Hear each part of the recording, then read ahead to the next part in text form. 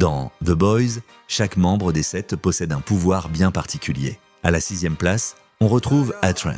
Et comme son nom l'indique, son super pouvoir est assez simple. Il court extrêmement vite. C'est le seul véritable héros supersonique du groupe. Mais derrière cette vitesse impressionnante se cache surtout quelqu'un obsédé par la gloire et l'argent. Pour lui, la célébrité passe avant l'amour et parfois même avant la vie. Afin de rester le plus rapide, Atren n'hésite pas à se doper avec le composé V, au point d'en devenir dépendant. Et pour éviter que son secret soit révélé, il ira jusqu'à tuer sa propre petite amie sans le moindre remords.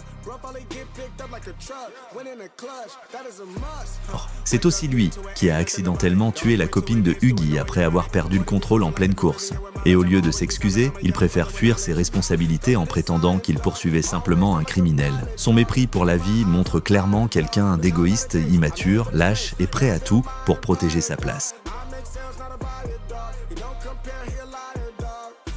Dans la série, Atren agit souvent comme un vrai traître. Pour conserver son statut au sein des 7, il n'hésite même pas à dénoncer Supersonic, ce qui conduit directement à sa mort aux mains de Homelander.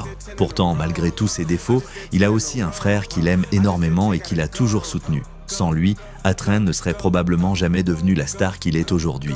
Malheureusement, au lieu de profiter de cette chance, il a choisi une voie bien plus sombre. Mais il faut quand même reconnaître une chose. Lorsqu'il décide finalement de venger son frère, difficile de ne pas lui accorder un peu de respect. Après avoir utilisé toute sa vitesse pour éliminer Blue Hawk, son corps lâche complètement et il s'effondre sur le sol. On pense alors que c'est la fin pour lui, sauf que la série nous offre encore un retournement inattendu. Le cœur de son ennemi est finalement transplanté dans son propre corps. Et personnellement, je pense qu'Atren n'est ni totalement blanchi, ni totalement mauvais. Une bonne personne peut faire des erreurs horribles et un mauvais gars peut parfois accomplir quelque chose de juste. Le monde n'est jamais entièrement noir ou blanc. Vous ne trouvez pas? Et pour finir sur une petite touche d'humour, Blue Hawk a littéralement prouvé aux spectateurs pourquoi il faut toujours porter un casque quand on roule vite. Parce que dans ce genre de situation, ça peut vraiment sauver une vie.